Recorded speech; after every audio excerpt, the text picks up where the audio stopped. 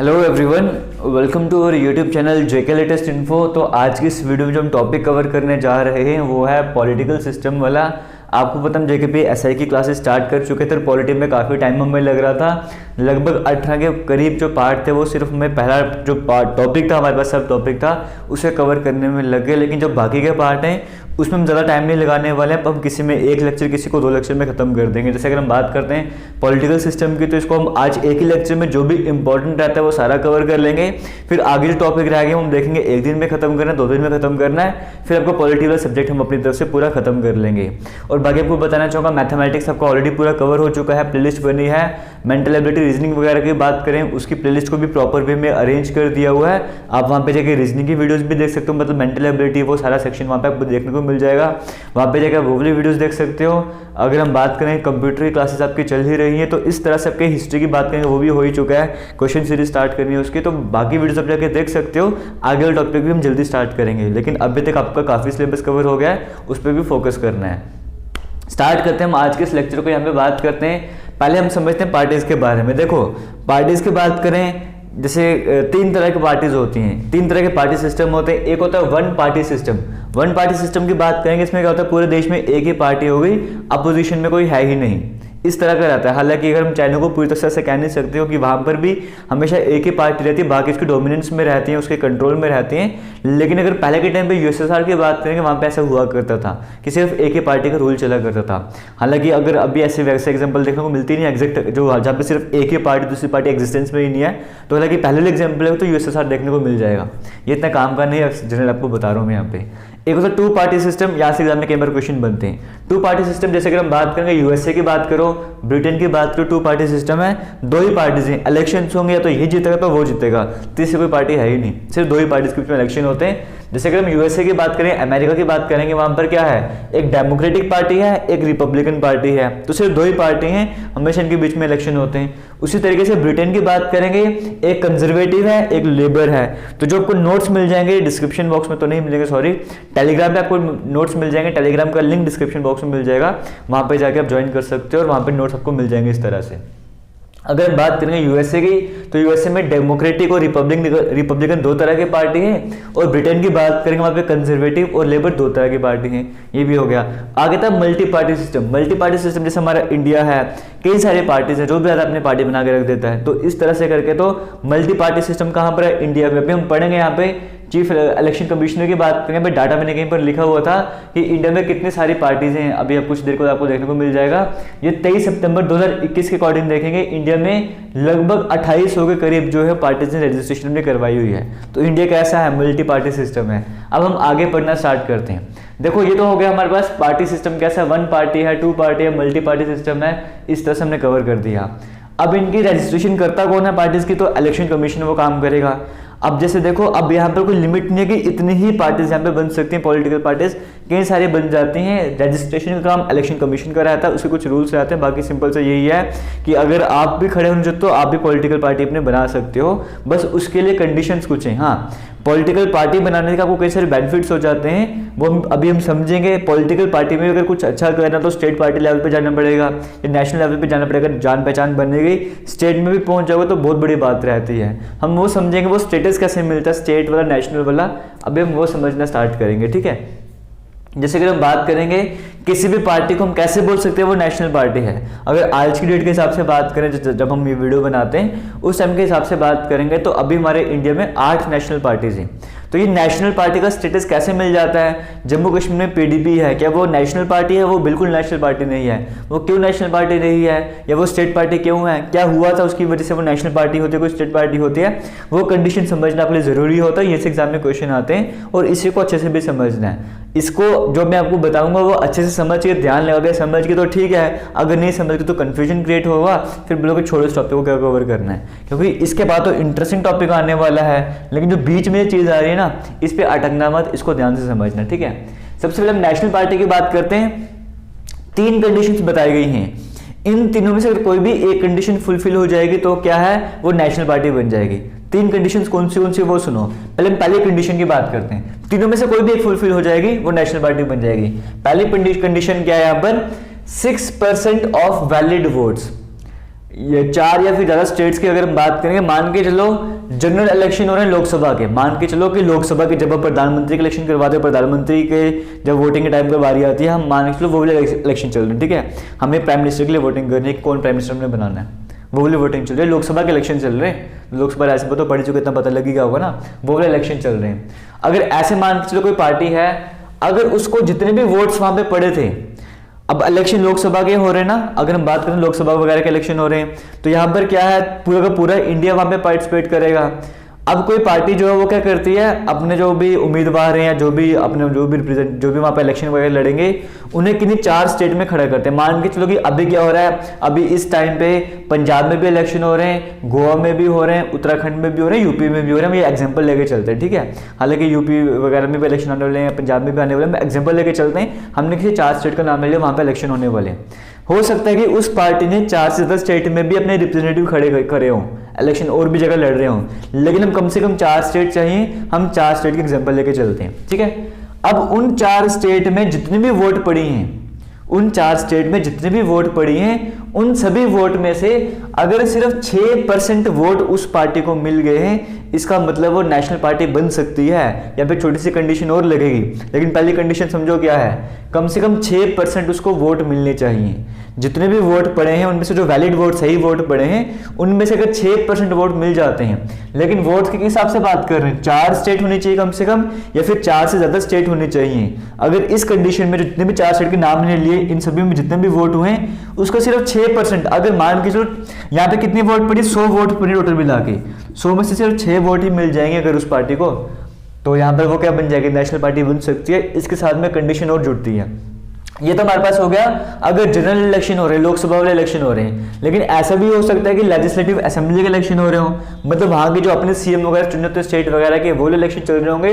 अगर ऐसी कंडीशन हो रही तो भी उस स्टेट में जितने भी वोट वगैरह पड़े ना, उस वोट का 6% लेना पड़ेगा। आदि देखो, जो पहली कंडीशन है ना, इसमें 2 कंडीशन छिपी हुई हैं। पहली कंडीशन तो ये है, जो पहली कंडीशन में अगर 2 कंडीशंस की बात करेंगे, एक तो ये कि 6% वोट लेने हैं, चाहे वो लोकसभा के इलेक्शन हो रहे हो, चाहे वो अपने स्टेट के इलेक्शन हो रहे हो, 6% वोट तो लेने ही लेने, एक तो ये बात होगी। इसके साथ ही साथ लोकसभा में अगर 4 सीट आ जाएंगी, चाहे वो एक ही स्टेट से 4 सीट बन रही हो, चाहे 1 से 10 स्टेट से 4 सीट बन रही हो, मतलब यहां पर 6% वोट लेने के साथ साथ लोकसभा में अगर 4 सीट आती हैं या लोकसभा में 4 सीट हैं, तो इसका मतलब वो पार्टी क्या बन जाती है, वो पार्टी नेशनल पार्टी बन जाती है। पहली कंडीशन तो ये भाई, लोकसभा में 4 सीट लेकर आओ, और जो इलेक्शन हो रहे हैं उसमें 6%, जितने भी वोट पड़े हैं उसके 6% वोट लो, आप नेशनल पार्टी बन जाओगे। पहली कंडीशन समझ आ गई। दूसरी, उम्मीद करता हूं समझ आ गई होगी। दूसरी कंडीशन की बात करते हैं। यहां पर क्या लिखा हुआ है, यहां पर परसेंटेज कम कर दिया है। पहले क्या था 6%, अब बोल दिया 2%। 2% सीट होनी चाहिए लोकसभा में। जब लोकसभा के इलेक्शन वगैरह हो रहे थे, वहां पर क्या हुआ, अगर 2% सीट्स आपको मिल गई हैं, यहां पर क्या था 6% सीट्स आपको, 6% वोट की बात कर रहे थे, यहाँ पे बात कर रहे थे जितने वोट्स पड़ी हैं उसके 6% वोट आपको मिलने चाहिए, लेकिन यहाँ पे 2% सीट की बात कर रहे हैं, ना कि वोट की बात कर रहे हैं। कह रहे कि जब लोकसभा में इलेक्शन हो रहे हैं, वहां पे जितनी भी सीट्स हैं, क्योंकि सीट्स अगर बात करेंगे उसके 2% सीट निकाल लो। जैसे अभी 543 के करीब सीट्स हैं, तो उसका 2% निकालो, लगभग 11 के करीब बनता है ना। तो यानी कि उस पार्टी ने अगर लगभग 11 के करीब सीट कम से कम जीत ली हैं, तो यहाँ पर इतना अगर हम बात करेंगे, लोकसभा की बात करेंगे, तो वो वहां पे उसको नेशनल पार्टी बना सकते हैं। लेकिन कंडीशन क्या है, जो 11 सीटें, ऐसा नहीं कि वो एक ही स्टेट से 11 बंदे चुन के आ गए, ऐसा नहीं होना चाहिए। कम से कम 3 स्टेट होनी चाहिए, ठीक है, एटलीस्ट 3 स्टेट होनी चाहिए। उन सभी 3 स्टेट का मिला के ना, कम से कम अगर 11 सीट बनती है, वो नेशनल पार्टी बन सकती है। इसको फिर से समझो।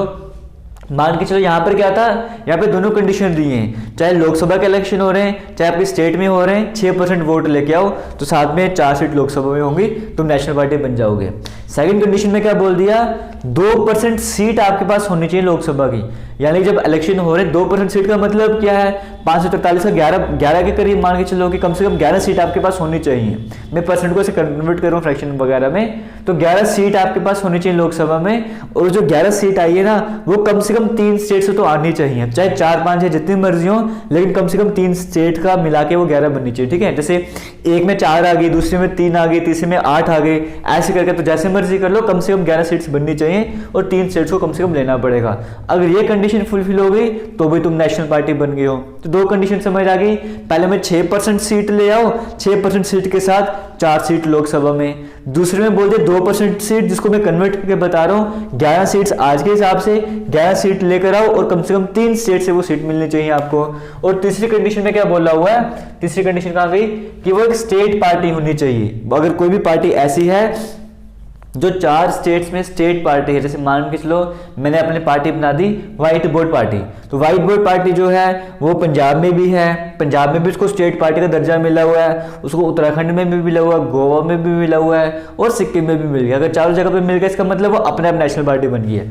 तो इन तीनों में से कोई भी कंडीशन फुलफिल हो गई हम उसको नेशनल पार्टी बोल देंगे। तो नेशनल पार्टी का फंडा क्लियर हो रहा होगा कि किसी पार्टी को नेशनल पार्टी का बोलेंगे। आगे चलते दूसरी बात हम यहाँ पे करते हैं स्टेट पार्टी की। स्टेट पार्टी में क्या रहता है, देखो पहले कोई पार्टी जनरली ऐसा नहीं कि डायरेक्ट कोई नेशनल पार्टी नहीं बन सकती है, डायरेक्ट नेशनल पार्टीज भी बन सकती हैं। लेकिन आज के टाइम की अगर बात करें डायरेक्ट नेशनल पार्टी बनना थोड़ा डिफिकल्ट हो जाएगा। तकरीबन जो भी बनती है पहले स्टेट पार्टी बनती है फिर वो नेशनल पार्टी बनती है, ठीक है। तो स्टेट पार्टी को समझते हैं। अगर किसी पार्टी को स्टेट पार्टी बनना है तो उसके लिए क्या क्या कंडीशन है, कैसे को स्टेट पार्टी बोल सकते हैं। पहली कंडीशन, कई सारी कंडीशन हैं। पहली कंडीशन देखते हैं यहाँ पर क्या लिखा हुआ है, 6% वोट्स पोल्ड इन स्टेट, यानी कि जब स्टेट के इलेक्शन हो रहे हैं, जिस स्टेट की हम बात कर रहे हैं, अगर किसी को पंजाब की स्टेट पार्टी बनना है तो पंजाब के इलेक्शन की बात करेंगे, ठीक है। जब मैं बोलूंगा कि स्टेट के, तो हम उसी पर्टिकुलर स्टेट की बात करेंगे जहाँ पे जैसे अगर हम बोलेंगे पंजाब की कोई स्टेट पार्टी बननी है, हम पंजाब के इलेक्शन की बात करेंगे, ठीक है, किसी दूसरे स्टेट के इलेक्शन की बात नहीं करेंगे। तो यहाँ पर क्या है, 6% वोट जो हुई है, वहां पर जितनी भी वोट्स हुई थी उसके 6% वोट लानी ही लानी है। यहाँ पर भी वही था ना, 6% वोट लानी ही लानी है। यहाँ पर भी वही कहा गया है, जिस स्टेट में इलेक्शन हो रहे हैं उस स्टेट के 6% वोट आपको लेनी ही लेनी है। एक तो ये कंडीशन हो गई। दूसरी कंडीशन साथ में क्या जोड़ा हुआ है, वहां पे साथ में जोड़ता है कि लोकसभा में 4 सीट होनी चाहिए। यहाँ पे साथ में क्या जोड़ा हुआ है, पूरे स्टेट में जितने भी वोट हुए हैं उसका 6% लेकर आओ, लेकिन साथ में उस स्टेट की जो असेंबली, लेजिस्लेटिव असेंबली है, वहां पर 2 सीट भी लेकर आओ। यानी कि आप इसके फर्स्ट पॉइंट को कंपैरिजन कर सकते हो। 6% वहां भी था, 6% वहां भी था। वहां पे 4 सीट्स लोकसभा में चाहिए, यहाँ पे 2 सीट्स आपको अपनी असेंबली में चाहिए। अगर ये कंडीशन फुलफिल करते हो तो तुम स्टेट पार्टी बन गए हो। आगे चलते सेकंड की तरफ। सेकंड कंडीशन में क्या लिखा हुआ है, 6% votes polled in state general election. फिर से कहा गया है 6% वोट्स जो हुई हैं, यहाँ पे जनरल इलेक्शंस की बात कर रहे हैं, मतलब अगर लोकसभा के इलेक्शन हो रहे थे, मान के चलो, ये हमने पहले बात की स्टेट के इलेक्शन हो रहे थे, अब हम यहाँ पे बोलते हैं मान के चलो लोकसभा में इलेक्शन हो रहे हैं, ठीक है। अगर लोकसभा के इलेक्शन हो रहे हैं तो वहां पर उस स्टेट की तरफ से जितने भी वोट गए उसमें, ठीक है, जैसे हमारे जम्मू कश्मीर में लोकसभा में कुछ सीट्स हैं, वो कितनी आपने कमेंट सेक्शन में कमेंट करके बताना है।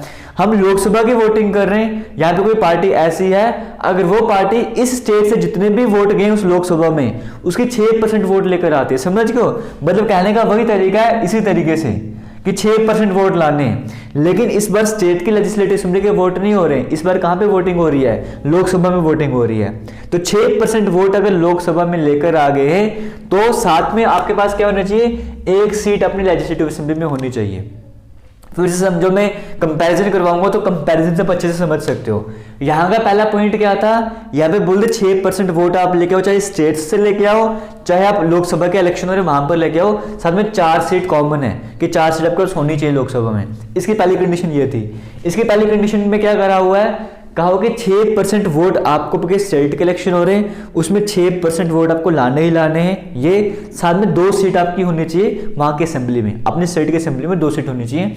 अगर ये फुलफिल कर तो ठीक है। एक कंडीशन आपको और देते हैं, मान के चलो कि लोकसभा के इलेक्शन चल रहे हैं, तब भी आपकी स्टेट में जितने वोट पड़ रहे हैं ना उसके 6% वोट लेकर आओ।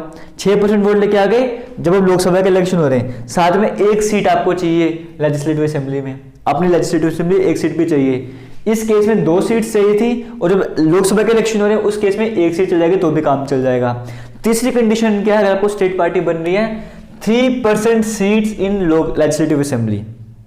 आपकी जो लेजिस्लेटिव असेंबली है उसमें उसकी जितनी भी कैपेसिटी है, क्योंकि यहाँ पर पता नहीं कि हर एक स्टेट की अपनी अपनी कैपेसिटी होती है, लेजिस्लेटिव अलग अलग सीट्स होती है, तो जितनी भी सीट्स है आपकी लेजिस्लेटिव असेंबली में उसकी 3% सीट लेकर आओ। यहाँ पे कहा था ना कि 2% सीट चाहिए लेजिस्लेटिव असेंबली में, इसे कंपैरिजन करो, क्योंकि वहां पे लोकसभा की बात कर रहे थे, नेशनल पार्टी की बात कर रहे थे, लोकसभा की 2% बात कर रहे थे। यहाँ पे स्टेट में आ गए तो 3% सीट आपको चाहिए अपनी लेजिस्लेटिव असेंबली में, या फिर आपको जो आपकी असेंबली है उसमें 3 सीट्स चाहिए। इन दोनों में से कंडीशन देखो, अब इस बात को ध्यान से समझो इसको कैसे करना है।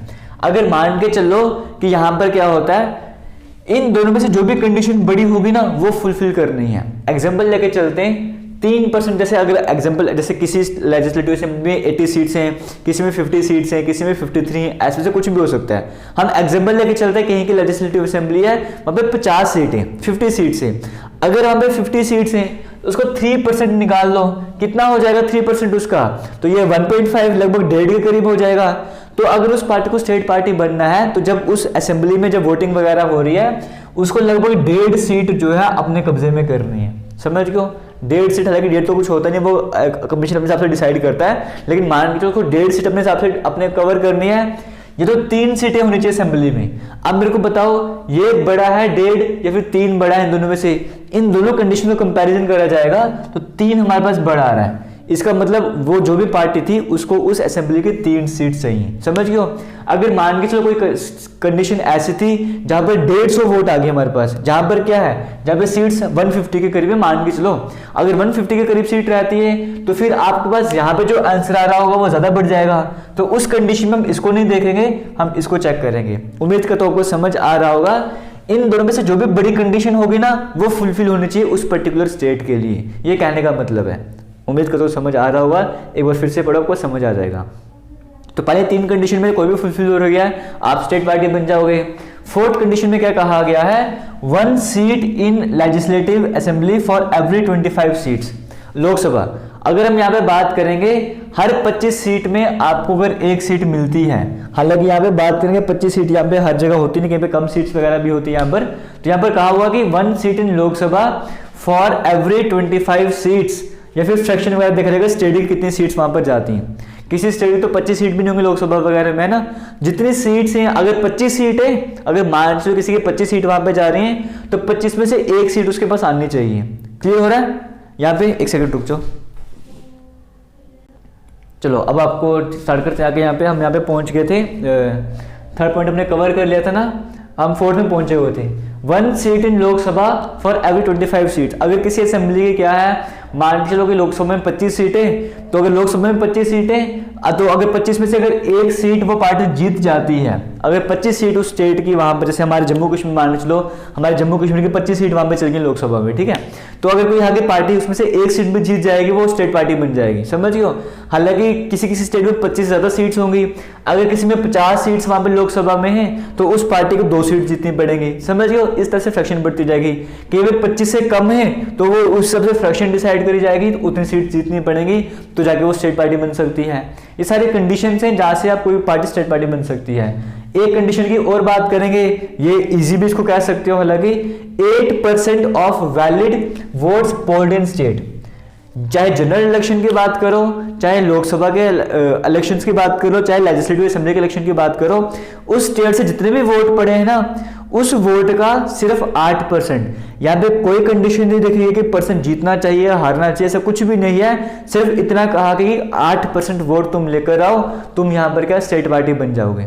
जितनी भी वोट हुई है उसको सिर्फ 8% लेकर आओ, तुम स्टेट पार्टी बन जाओगे। इस तरह की कंडीशन रखें किसी भी पार्टी को स्टेट पार्टी बनाने के लिए। तो यह सबको सब कुछ समझ आ रहा होगा कि नेशनल पार्टी क्या होता है और स्टेट पार्टी क्या होता है। हम आगे चलते हैं, इसी के साथ आगे कवर करना स्टार्ट करते हैं। ये सब कुछ आपको समझ आ गया होगा।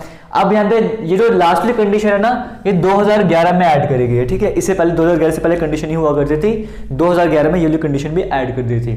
अब किसी भी कैंडिडेट को अगर इलेक्शन लड़ना है, अगर लोकसभा का इलेक्शन लड़ना है तो 25,000 रुपए का डिपॉजिट वहां पे करवाना होगा।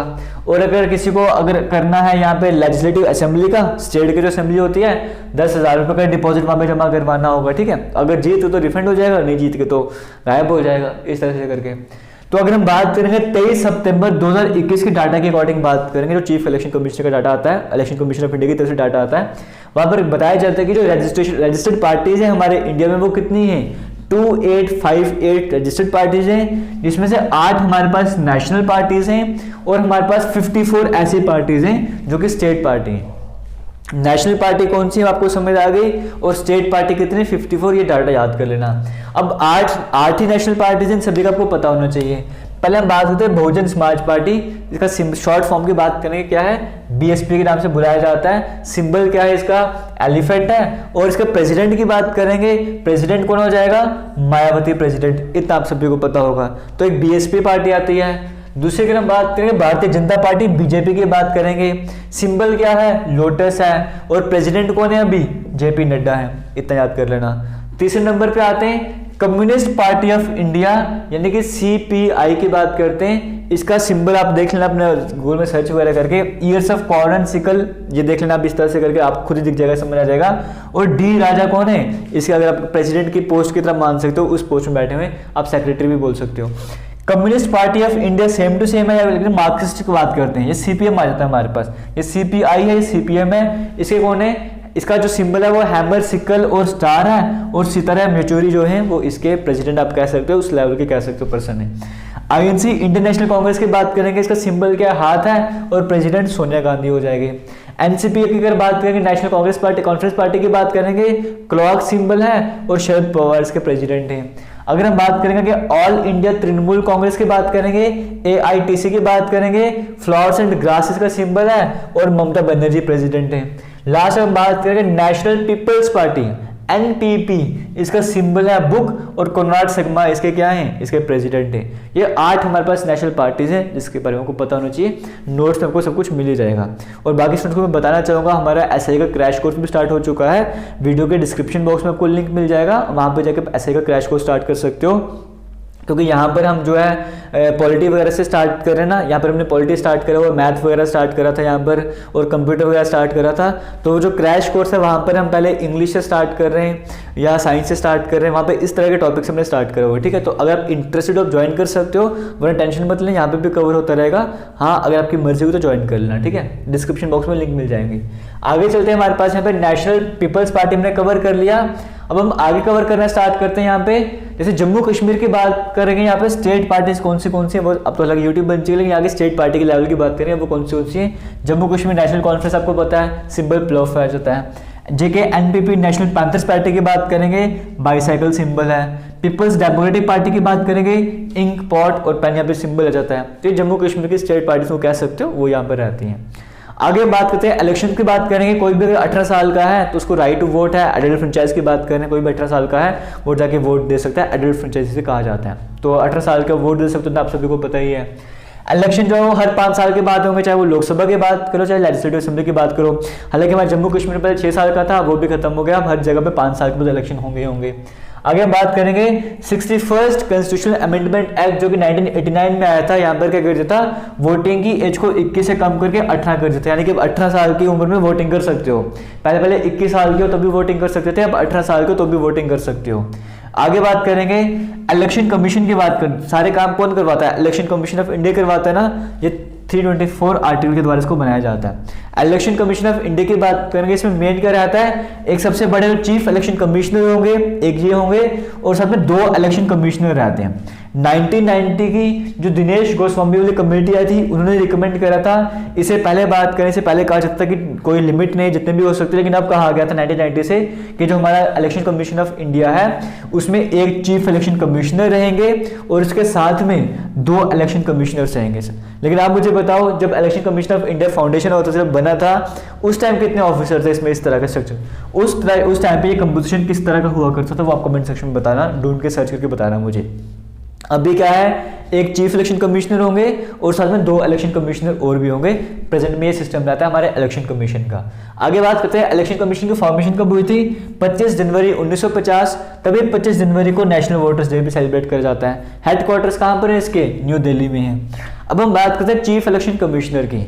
चीफ इलेक्शन कमिश्नर की बात करें, प्रेजेंट में हमारे इंडिया में चीफ इलेक्शन कमिश्नर कौन है? सुशील चंद्र जो है वो प्रेजेंट में हमारे इंडिया के चीफ इलेक्शन कमिश्नर हैं। ये वीडियो में बता रहा हूं 2021 के जनवरी में, आप जब भी वीडियो देख रहे हो अपना डाटा अपडेट कर लेना इसका, ठीक है।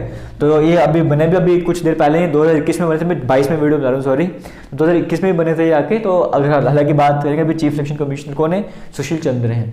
बाकी 2 इलेक्शन कमिश्नर भी है ना, वो कौन कौन है? एक इलेक्शन कमिश्नर हमारे पास राजीव कुमार है और एक इलेक्शन कमिश्नर कौन है? अनूप चंद्र पांडे।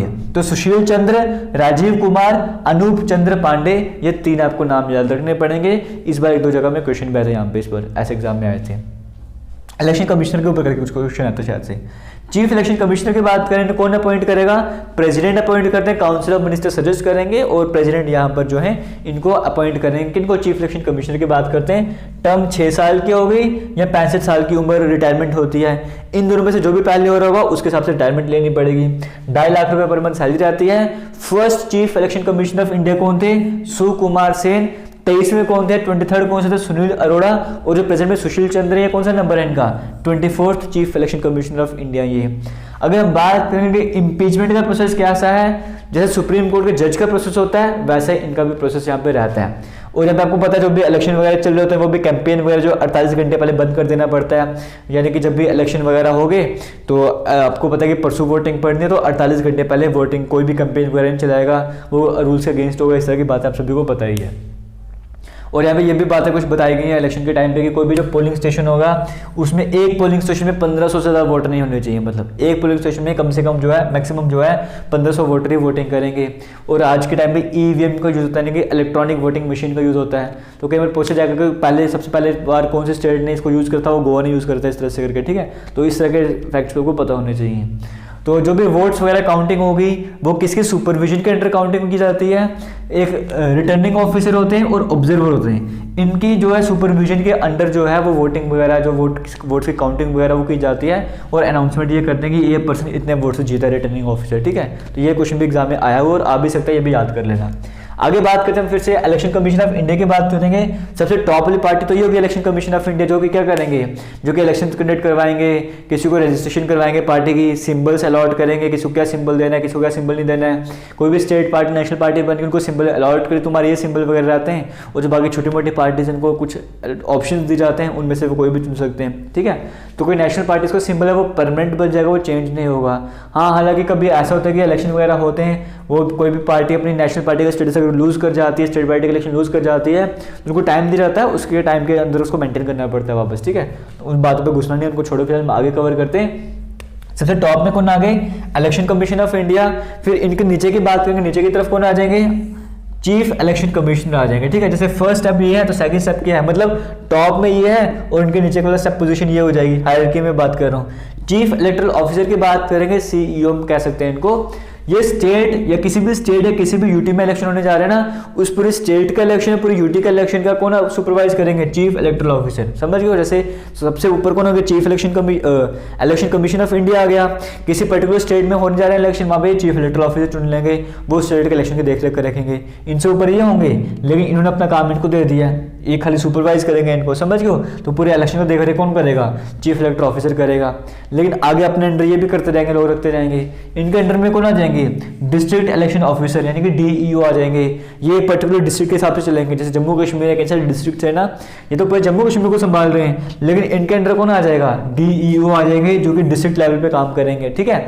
इनको भी Election commission of India appoint करेगा, इनको भी Election commission of India appoint करेगा। आगे 4th नंबर पे रिटर्निंग ऑफिसर, और डिस्ट्रिक्ट लेवल के नीचे आ जाएंगे कौन? Returning officer. इनका काम क्या होगा? आरओ शॉर्ट फॉर्म कह सकते हो, पता है ना, रिटर्निंग ऑफिसर जो है वोट्स वगैरह काउंट करेंगे, इस तरह से करके। जो भी किसी भी पार्लियामेंट्री कंस्टिट्यूंसी की बात करो या लेजिस्लेटिव असेंबली की कंस्टिट्यूंसी, वहाँ पे जो भी वोटिंग वगैरह हो रही है वहाँ की देख रेख कौन करेगा? ये रिटर्निंग ऑफिसर। जैसे किसी स्टेट की बात करें, वहाँ पे 88 सीट्स हैं, 85 सीट्स हैं, 100 सीट्स हैं, तो डिस्ट्रिक्ट के अंदर भी कई सारी कंस्टिट्यूंसी होंगी ना, जहाँ पे वोट वगैरह होंगे। एक डिस्ट्रिक्ट में 5 जगह में इलेक्शन हो सकते हैं, 5 कंस्टिट्यूंसीज हो सकती है वहाँ पर। तो उसके लिए कौन है? उसके लिए रिटर्निंग ऑफिसर है, वहाँ पे वोट वगैरह करवाने के लिए। क्लियर हो गया? तो वहाँ पे सारी देख रेख करने के लिए कौन है? रिटर्निंग ऑफिसर है। रिटर्निंग ऑफिसर के अंडर बात करें कौन आ जाएगा, इलेक्टोरल रजिस्ट्रेशन ऑफिसर, ये इनका काम किया जो वोटर लिस्ट वगैरह तैयार करना वो ये करेंगे। इसके बाद इनके भी नीचे कौन आ जाएंगे, प्रिसाइडिंग ऑफिसर। प्रिसाइडिंग ऑफिसर की बात करेंगे किसी पोलिंग स्टेशन में पोल वगैरह हो रहा है ना, पर्टिकुलर पोलिंग स्टेशन। अब देखो हम डिस्ट्रिक्ट से भी नीचे आ चुके थे, इनके भी कंट्रोल में आ चुके थे, लेकिन कई सारे पोल्स होते हैं ना, हर एक पोल में क्या होगा, प्रिसाइडिंग ऑफिसर होगा जो उस पोल में जो वोटिंग हो रही है ना, पर्टिकुलर एरिया में जो भी वोटिंग हो रही है, एक पर्टिकुलर बूथ में जो वोटिंग हो रही है उसकी देख रेख रखेंगे प्रिसाइडिंग ऑफिसर। इनको अपॉइंट कौन करता है, डीईओ अपॉइंट करता है इनको, बाकी सबको Election commission of India appoint कर रहा है, इनको डिस्ट्रिक्ट इलेक्शन कमीशन ऑफिसर जो अपॉइंट करता है। इनके नीचे ऑब्जर्वर आ जाएंगे, ऑब्जर्वर को भी Election commission of India appoint करते हैं। ऑब्जर्वर कई तरह के होंगे, जनरल एक्सपेंड एक होंगे जो जनरल देखेंगे इलेक्शन सही से चल रहे हैं या नहीं चल रहे हैं, खर्च वगैरह कितना हो रहा है, वहाँ पे मतलब सेंसिटिविटी कैसी है, तो पुलिस वगैरह कैसे काम करे, पुलिस ने कैसे काम करना है, अवेयरनेस लोगों में फैलाने के लिए। माइक्रो कोई ज़्यादा ही कोई मतलब ऐसा केस खतरनाक सा केस है तो वहाँ पे माइक्रो ऑब्जर्वर टीम भेजी जाएगी। तो इस तरह से काम चलता है पूरे, मतलब हायरार्की आपको बताइए किस तरह की रहती है आपके सामने, ठीक है। जनरल लास्ट में बताना चाहूँगा जो पहले लोकसभा के इलेक्शन हुए थे वो 1951 से लेकर 1952 तक चले थे, जब में 489 सीट्स में इलेक्शन हुए थे। आईएनसी ने 364 सीट जीती, सीपीआई ने 16 सीट्स जीती थी। और अगर हम 2019 की बात करेंगे, ये 17th लोकसभा के इलेक्शन हुए थे, 543 सीट्स में हुए थे, बीजेपी ने 303 सीट्स जीती, आईएनसी ने 52 सीट्स जीती थी। क्लियर हो गया। और अगर हम बात करेंगे सिंपल कुछ को भी इलेक्शन लड़ने, वो अगर वो क्या कैंडिडेट क्या करेगा, अपनी नॉमिनेशन पेपर भेजेगा और उसके बाद एक लिस्ट तैयार करी जाएगी, कैंडिडेट्स की लिस्ट पब्लिश करी जाएगी, कौन कौन इलेक्शन वगैरह लड़ रहे हैं। अब उनको बता दिया जाएगा भाई तुम्हें इन रूल्स को फॉलो करना है, जैसे तुम्हें गवर्नमेंट रिसोर्सेज को यूज नहीं करना है कैंपेन के टाइम पे। ऐसा नहीं कि तुम्हारी पार्टी है, तुम सरकार में बने हो, इलेक्शन आने वाले, तुम कोई प्रोजेक्ट स्टार्ट कर दोगे कि हम आपके लिए ये कर रहे हैं, उस टाइम पे कोई प्रोजेक्ट वगैरह भी स्टार्ट नहीं करना है, ठीक है। और सुबह 7 से लेकर शाम को 6 बजे तक का पोलिंग टाइम मिलेगा। नन ऑफ द अबव का ऑप्शन भी दे जाता है, नोटा वाला ऑप्शन नवंबर 2013 से आपको मिल रहा है। ये था आपको पूरा इंपॉर्टेंट टॉपिक शॉर्ट में वो कवर करवा दिया है। बाकी अगर वीडियो अच्छी लग रही होगी तो वीडियोस को शेयर भी करना, तो अगर आप शेयर करते रहोगे तो हमें भी मज़ा आता है और अच्छे से आप कवर करवाते रहेंगे। किसी भी तरह का डाउट होगा कमेंट सेक्शन में कमेंट करके पूछ लेना। थैंक यू, जय हिंद।